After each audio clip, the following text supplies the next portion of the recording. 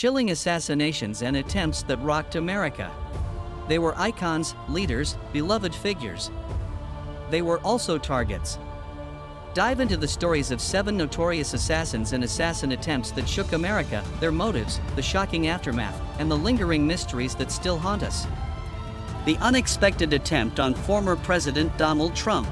On a seemingly ordinary Saturday afternoon, Washington, D.C. was abuzz with anticipation as former President Donald Trump prepared to address a crowd of his supporters. But what began as a typical campaign event quickly spiraled into chaos and terror. A 20-year-old man named Thomas Matthew Crooks had managed to slip through security and take a position on a nearby rooftop, ready to commit an unthinkable act. Thomas Matthew Crooks, hailing from Bethel Park, Pennsylvania, first caught the attention of law enforcement when spectators noticed his suspicious behavior outside the campaign event. Despite the initial tip-off and a frantic search by officers, Crooks evaded capture and climbed to a rooftop, where he opened fire on the crowd below. Crooks' actions were sudden and brutal. One spectator was killed, and 2 others were critically injured before Secret Service snipers neutralized the threat.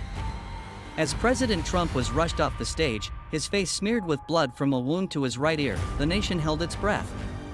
The question on everyone's mind: why did Thomas Matthew Crooks do it? In the wake of the shooting, investigators scrambled to piece together the puzzle of Crooks' motivations. The FBI launched an investigation, treating the incident as a potential act of domestic terrorism. However, the absence of a clear ideological motive left room for rampant speculation and conspiracy theories. Despite the chaos, investigators discovered bomb-making materials in Crooks' car, but no evidence of threatening social media posts or ideological affiliations. Thomas Matthew Crooks' background revealed a troubled young man. A graduate of Bethel Park High School in 2022, Crooks had been bullied and isolated during his school years. He tried out for the school's rifle team but was turned away due to his poor shooting skills. His classmates remembered him as an outcast who often sat alone and was mocked for his attire, which included hunting outfits. The day of the rally, several attendees reported Crooks' strange behavior to local officers. Despite a search, he managed to evade detection until it was too late. Climbing a ladder to the roof, Crooks positioned himself to take a shot at Trump. His attempt was cut short by Secret Service snipers, who took him down before he could inflict more harm. Crooks' father, Matthew Crooks, expressed shock and confusion over his son's actions. The family cooperated with law enforcement, but the motives behind Thomas's deadly plan remained elusive. Investigators combed through his background and social media activities, but found no clear signs of political or ideological extremism. The tragic loss of Corey Compertor, a former fire chief who died protecting his family, added to the heartbreak. Compertor was hailed as a hero, his sacrifice a stark reminder of the human cost of such senseless violence. The nation mourned, and questions about how Crooks obtained the AR-style rifle used in the attack persisted. Thomas Matthew Crooks' actions shocked the nation and highlighted the ongoing threats faced by public figures.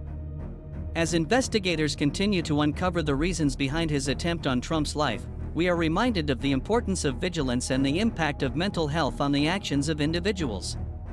While the full story behind Crooks' motives may never be known, his actions underscore the fragility of safety and the need for unity in the face of such tragedies.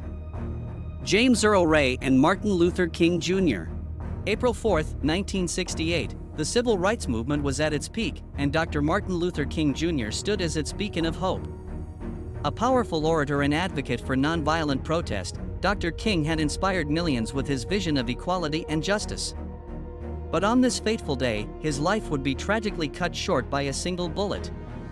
James Earl Ray, a career criminal and known racist, had been stalking Dr. King for weeks.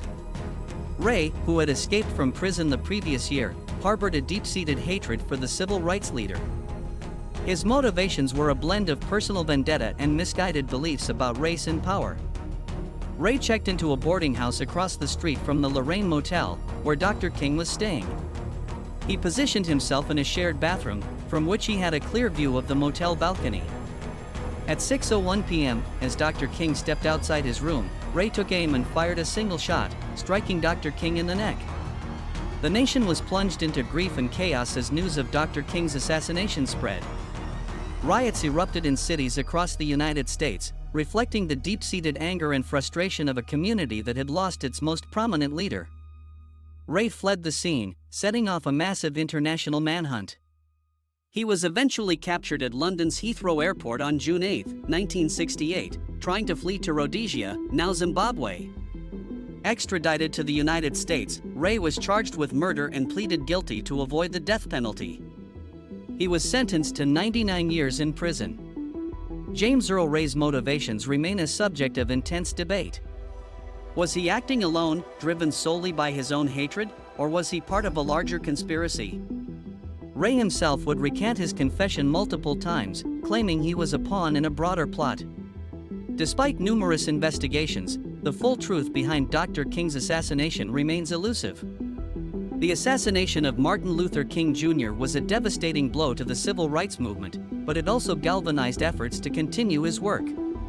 Dr. King's legacy endures as a testament to the power of nonviolent resistance and the enduring struggle for justice and equality. As we remember his life and his tragic death, we are reminded of the profound impact one person can have on the course of history. Lee Harvey Oswald and John F. Kennedy. November 22, 1963, a day that left an entire nation in mourning. President John F. Kennedy, the youthful and charismatic leader who had inspired hope and optimism, was gunned down in Dallas, Texas. The world watched in shock and disbelief as the events unfolded. Lee Harvey Oswald, a former Marine with a turbulent past and connections to both the Soviet Union and pro-Castro groups, was quickly identified as the prime suspect. But who was Oswald, and what drove him to commit such a heinous act? Oswald's life was marked by instability and radical political beliefs. Disillusioned with the United States, he defected to the Soviet Union in 1959, only to return to America a few years later with his Russian wife. Oswald's fascination with communism and his erratic behavior painted the picture of a man struggling to find his place in the world. On the day of the assassination, Oswald took a job at the Texas School Book Depository, which overlooked Dealey Plaza. From a sixth-floor window, he fired 3 shots at the presidential motorcade, fatally wounding President Kennedy and injuring Texas Governor John Connally. The assassination was captured on film by Abraham Zapruder, a bystander who had brought his home movie camera to record the president's visit. The grainy footage would become one of the most analyzed pieces of evidence in history, fueling countless theories about what really happened that day. Oswald was apprehended later that day, but he never stood trial. On November 24, 1963, while being transferred to another jail, Oswald was shot and killed by nightclub owner Jack Ruby in front of live television cameras. Ruby claimed he acted out of anger and grief, but his actions only deepened the mystery. The question of whether Oswald acted alone or was part of a larger conspiracy has been the subject of intense debate for decades. The Warren Commission, established to investigate the assassination, concluded that Oswald acted alone. However, numerous alternative theories persist, suggesting possible involvement by the CIA, the Mafia, or other entities. The assassination of John F. Kennedy was a watershed moment in American history, a tragic end to a presidency that had promised so much. Kennedy's death left a void in the nation's heart, and the unanswered questions surrounding the assassination continue to haunt us. Mark David Chapman and John Lennon. The world was stunned when John Lennon, a cultural icon and former Beatle, was shot outside his apartment building in New York City by Mark David Chapman. Lennon's death was a shocking and senseless act that left a lasting impact on music and popular culture. Mark David Chapman, a troubled fan, had traveled from Hawaii to New York with the express purpose of killing Lennon. Chapman had been a longtime admirer of Lennon but had become increasingly disillusioned, particularly with Lennon's perceived hypocrisy in his message of peace and wealth. On the day of the murder, Chapman waited outside the Dakota Building, where Lennon lived with his wife, Yoko Ono. In a chilling encounter, Chapman even asked Lennon for an autograph earlier that evening. Hours later, as Lennon returned home, Chapman approached and fired 5 shots, 4 of which struck Lennon. Despite the efforts of medical personnel, Lennon was pronounced dead on arrival at Roosevelt Hospital.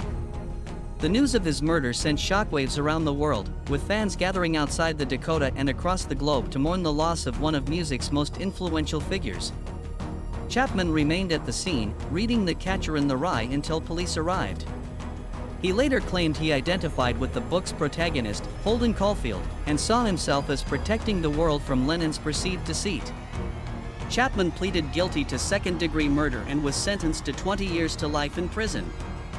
Mark David Chapman's actions were driven by a combination of mental illness and an obsessive desire for notoriety. His distorted sense of reality and the need to make a statement led to the tragic and senseless loss of John Lennon. Lennon's assassination was a devastating blow to the world of music and those who had been inspired by his message of peace and love.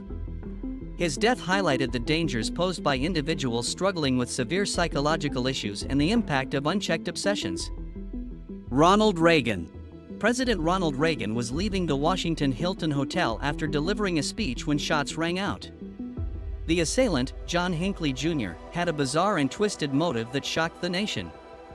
Hinckley, a disturbed young man from a wealthy family, had become obsessed with actress Jodie Foster after watching the movie Taxi Driver.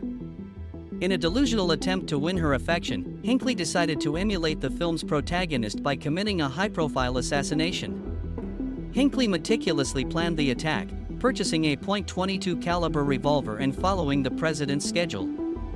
As Reagan exited the hotel, Hinckley fired 6 shots, wounding the president, Press Secretary James Brady, Secret Service agent Tim McCarthy, and police officer Thomas Delahanty. Reagan was struck by a bullet that ricocheted off the limousine and lodged in his lung, narrowly missing his heart. Despite the severity of his injuries, Reagan maintained his composure and famously quipped to his wife, "Honey, I forgot to duck." His swift recovery and return to duty bolstered his public image and solidified his reputation as a resilient leader. Hinckley was arrested at the scene and later stood trial. He was found not guilty by reason of insanity, a verdict that sparked widespread controversy and led to significant changes in laws regarding the insanity defense. Hinckley was committed to a psychiatric hospital, where he remained for over 3 decades. Hinckley's motives were rooted in his severe mental illness, highlighting the need for better mental health care and interventions. His obsession with fame and delusions about Jodie Foster drove him to commit an act of violence that could have altered the course of American history. The assassination attempt on Ronald Reagan underscored the vulnerabilities of even the most protected individuals.